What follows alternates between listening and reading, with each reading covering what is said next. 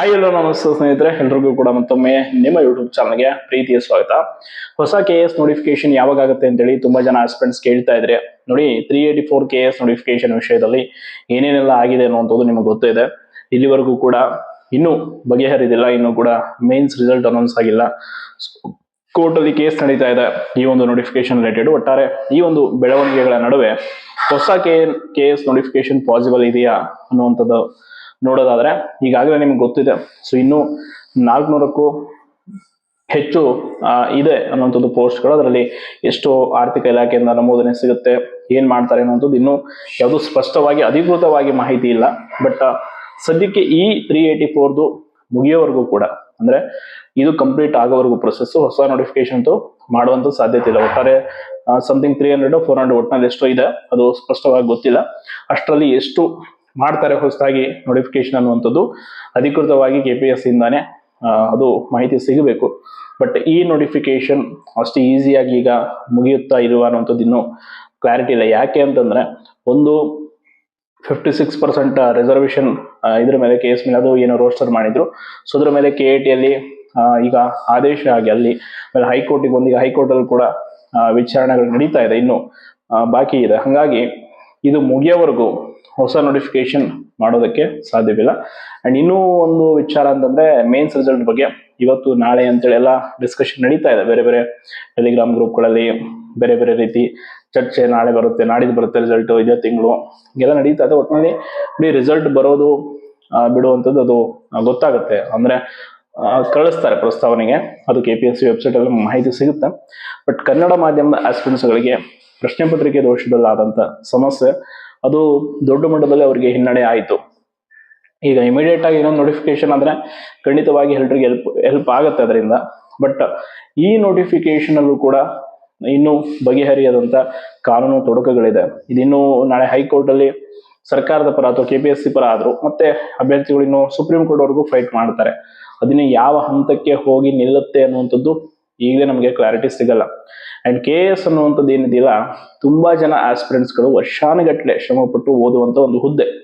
ನಾನು KS ಅಧಿಕಾರಿ ಆಗ್ಬೇಕು ಅಂತೇಳಿ ಕನಸು ಕಂಡ್ಕೊಂಡು ಪ್ರತಿಯೊಬ್ರು, ನಾಟ್ ಓನ್ಲಿ ಸಿಟಿಯಲ್ಲಿ, ಗ್ರಾಮೀಣ ಭಾಗದ ಎಲ್ಲ ಒಂದು ಆಸ್ಪಿರೆಂಟ್ಸ್ಗಳು ಕೂಡ ಓದ್ತಾ ಇರ್ತಾರೆ. ಬಟ್ KPSC ನಮ್ಮ ರಾಜ್ಯದ ನೇಮಕಾತಿ ಆಯೋಗ ಏನಿದೆಯಲ್ಲ, ಇದು ನಮ್ಮ ರಾಜ್ಯಕ್ಕೆ ಇರುವಂತ ಒಂದು ಶಾಪ ಅಂತ ಹೇಳ್ಬೋದು. ಯಾವಾಗಲೇ KS ನೋಟಿಫಿಕೇಶನ್ ಆದ್ರೂ ಕೂಡ ಪ್ರತಿ ಬಾರಿ ಕೂಡ ಒಂದಲ್ಲ ಒಂದು ವಿವಾದದಲ್ಲೇ ಆ ನೋಟಿಫಿಕೇಶನ್ ಕೊನೆಯಾಗುತ್ತೆ ಅಥವಾ ವಿವಾದದಲ್ಲೇ ಮುಗಿಯುತ್ತೆ.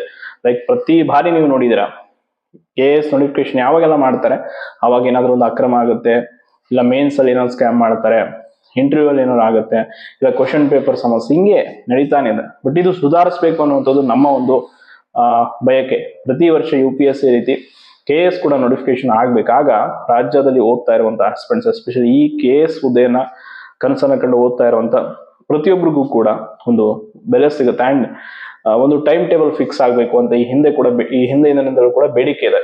KPSC UPSC ರೀತಿ ಒಂದು ಅನ್ಯುವಲ್ ಕ್ಯಾಲೆಂಡರ್ ರೆಡಿ ಮಾಡಬೇಕು. ಪ್ರತಿ ಬಾರಿ ಯಾವ್ಯಾವ ನೋಟಿಫಿಕೇಶನ್ ಮಾಡ್ತೀವಿ ಈ ವರ್ಷದಲ್ಲಿ ಅನ್ನುವಂತ ಮಾಹಿತಿಯನ್ನು ಬಿಫೋರ್ ಆಗಿ ಆಸ್ಪಿರೆಂಟ್ಸ್ ಗಳಿಗೆ ಕೊಡಬೇಕು. ಇದರಿಂದ ಎಷ್ಟು ಹೆಲ್ಪ್ ಆಗುತ್ತೆ ಅಂತಂದ್ರೆ, ಪ್ರತಿ ವರ್ಷ ಕೂಡ ಓದೋದಕ್ಕೆ ಜೋಶ್ ಇರುತ್ತೆ. ನೋಡಿ, ಈಗ UPSC ಗೆ ಎವ್ರಿ ಇಯರ್ ನಾವು ಅಟೆಂಪ್ಟ್ ಕೊಡಬಹುದು. KPSC ಆತರ ಇಲ್ಲ ಅವಕಾಶ. ಯಾಕೆ ಅಂತಂದ್ರೆ, ಈಗ ನೋಟಿಫಿಕೇಶನ್ ಆದ್ರೆ ಇನ್ನು 5 ವರ್ಷ 6 ವರ್ಷ ಆಗೋಗಿರುತ್ತೆ ನೇಮಕಾತಿ ಮುಗಿಯೋದಕ್ಕೆ. ಕಾರಣ ಇಷ್ಟೇ, ಬರೀ ಭ್ರಷ್ಟಾಚಾರದಿಂದ ತುಂಬಿರುವಂತದ್ದಲ್ಲಿ ಅಲ್ಲಿಗೆ ಬರುವಂತ ಅಧ್ಯಕ್ಷರು, ಸದಸ್ಯರು ಎಲ್ಲರೂ ಕೂಡ ಯಾವ್ದಾದ್ರು ಒಂದು ಕರಪ್ಷನ್ ಭಾಗಿ ಆಗ್ತಾರೆ. ಅದರಿಂದ ಏನಾದ್ರು ಒಂದು ಸಮಸ್ಯೆಗಳಾಗುತ್ತೆ. ಇಲ್ಲ ಅಂತಂದ್ರೆ ಈ ದಲ್ಲಾಳಿಗಳು ಏನೇನೋ ಮಾಡ್ತಾರೆ, ಈ ಬ್ರೋಕರ್ಸ್ ಗಳಿರ್ತಾರೆ ಕೆಲವೊಬ್ರು, ಇವೆಲ್ಲ ಆಗೋ ಸಮಸ್ಯೆಯಿಂದ ಒಟ್ಟಾರೆ ಪ್ರಾಮಾಣಿಕವಾಗಿ ಓದುವಂತ ಆಸ್ಪಿರೆಂಟ್ಸ್ ಗಳಿಗೂ ಕೂಡ ತೊಂದರೆ ಆಯ್ತು. ಅಂಡ್ ನೋಡಿರ್ಬೋದು, 384 ಫಸ್ಟ್ ಎಕ್ಸಾಮ್ ಆದಾಗ ಕ್ವಶನ್ ಪೇಪರ್ ಟ್ರಾನ್ಸ್ಲೇಷನ್ ಎರರ್ ಇಂದ ಸಮಸ್ಯೆ ಆಗಿ ಮತ್ತೆ ಎಕ್ಸಾಮ್ ಅನ್ನ ಮಾಡಿಸಲಾಯ್ತು. ಬಟ್ ಎಕ್ಸಾಮ್ ಅಲ್ಲೂ ಕೂಡ ಅದೇ ಸಮಸ್ಯೆ. ಆಗ ಏನಾಗ್ಬಿಡುತ್ತೆ ಅಂದ್ರೆ, ಒಂದಿಷ್ಟು ಜನ ಅಲ್ಲಿ ಕರೆಕ್ಟ್ ಆಗಿ ಓದಿ ಅವರು ಶ್ರಮ ಪಟ್ಟಿರ್ತಾರೆ. ಇನ್ ಕೆಲವರು ಈ ರೀತಿ ಪ್ರಶ್ನೆ ಪತ್ರಿಕೆ ದೋಷದಿಂದ ಹೊರಗುಳಿದಿರ್ತಾರೆ. ಅಲ್ಲಿ ನಮ್ಮಲ್ಲೇ ಸ್ಟೂಡೆಂಟ್ಸ್ ಗಳ ನಡುವೆನೆ ಒಂದು ಗೊಂದಲ ಉಂಟಾಗ್ಬಿಡುತ್ತೆ. ನಾವ್ ಏನ್ ಸಪೋರ್ಟ್ ಮಾಡ್ಬೇಕು, ಯಾರು ಬಿಡಬೇಕು ಅನ್ನೋದು, ಇದೆಲ್ಲ ನಡೆದು ಹೋಗಿದೆ. ಸೊ ಹಂಗಾಗಿ ಹೊಸ ನೋಟಿಫಿಕೇಶನ್ ವಿಚಾರದಲ್ಲಿ ಇನ್ನೂ ಯಾವುದೂ ಸ್ಪಷ್ಟನೆ ಇಲ್ಲ. ಅದರಲ್ಲಿ ಟೆಲಿಗ್ರಾಮ್ಗಳಲ್ಲಿ ಮಾಹಿತಿ ನೋಡಿದೆ ನಾನು ಕೂಡ 2-3 ದಿನಗಳಿಂದ. ಬಟ್ ಅದಕ್ಕಿನ್ನೂ ಅಧಿಕೃತವಾದಂತ ಆಗತ್ತೆ ಇಂತಹ ಇಷ್ಟು ನೋಟಿಫಿಕೇಶನ್, ಇಷ್ಟು ಹುದ್ದೆಗಳು ಅನ್ನೋದು ಯಾವುದು ಸ್ಪಷ್ಟವಾದಂತ ನಿರ್ಧಾರ ಇಲ್ಲ. ಯಾಕೆ ಅಂತಂದ್ರೆ, KPSC ವಿಚಾರದಲ್ಲಿ ನಾವು ಯಾವತ್ತೂ ಕೂಡ ಕ್ಲಿಯರ್ ಆಗಿ ಹೇಳಕ್ಕಾಗಲ್ಲ. ಇವಾಗಲೇ ಮಾಡ್ತಾರೆ, ಹೊಸ ನೋಟಿಫಿಕೇಶನ್ ಬಿಡ್ತಾರೆ, ಇಷ್ಟು ದಿನದಲ್ಲಿ ರಿಸಲ್ಟ್ ಬಿಡ್ತಾರೆ ಅಂತ. ಯಾಕೆ ಪ್ರತಿ ಬಾರಿ ಕೂಡ ಅವ್ರದ್ದು ಸ್ಲೋ ಪ್ರೊಸೆಸ್ ಅನ್ನೋದು ನಿಮ್ಗೆ ಗೊತ್ತಿದೆ. KE ರೀತಿ ಅಂತೂ ಅದು ಸಾಧ್ಯನೇ ಇಲ್ಲ ಅನ್ಕೊಂಬಿಡಿ. ಒಂದು ವಾರದಲ್ಲಿ ಫಲಿತಾಂಶ, ಸ್ಕೋರ್ ಲಿಸ್ಟು, OMR ಯಾವುದೂ ಇಲ್ಲ. ಎಲ್ಲವೂ ಕೂಡ ಅದೇನೋ ಒಂದು ರೀತಿ ಗೌಪ್ಯವಾಗಿ ನಡೆದು ಹೋಗುತ್ತೆ. ಬಟ್ ಅದು ಬದಲಾಗಬೇಕು. ಇಲ್ಲ ಅಂತಂದ್ರೆ ನಾವು ಎಷ್ಟು ವರ್ಷ ಈ KS ಹುದ್ದೆ, ಬೇರೆ ಬೇರೆ ಹುದ್ದೆಗಳನ್ನ ನಂಬ್ಕೊಂಡು ಓದಿದ್ರು ಕೂಡ ಅದು ಕೆಲಸ ಆಗಲ್ಲ. ಕೆಲವರು 10 ವರ್ಷದಿಂದ ಶ್ರಮ ಪಡ್ತಾ ಇರೋರು ಇದ್ದಾರೆ, ಆದ್ರೂ ಕೂಡ ಇನ್ನು KS ಹುದ್ದೆಯ ಕನಸಾಗಿ ಉಳಿದಿದೆ. ಅದಕ್ಕಾಗಿ ಸದ್ಯಕ್ಕೆ ಅದ್ರ ಬಗ್ಗೆ ಯಾವುದೂ ಮಾಹಿತಿ ಇಲ್ಲ ಅಂತ ಹೇಳ್ತಾ ಧನ್ಯವಾದ.